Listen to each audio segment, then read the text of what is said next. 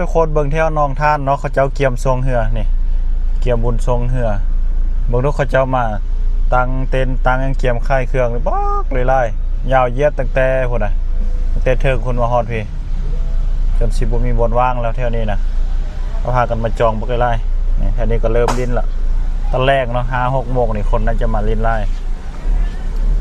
นี่โอ้แถวพี่รถติดเลยรถเขาตั้งจนไปจำทางใหญ่พุ่นเลยเขาเห็นนะไปเถอะคือสิมวนเนาะช่วงเฮือย้อยสายปีนี้อย่าลืมอย่าพลาดทุกคนก็เจ้าวันที่7เนาะวันที่7พอดีมือออกพรรษาเลยมือออกพรรษาแล้วก็มาช่วงเฮือพร้อมมันจังมวนเนาะทุกคนเนาะเอารถอันคือว่าไทยฟ้าไทยเงียงแล้วเงยยังไงวะโอ้แถวนี้เขา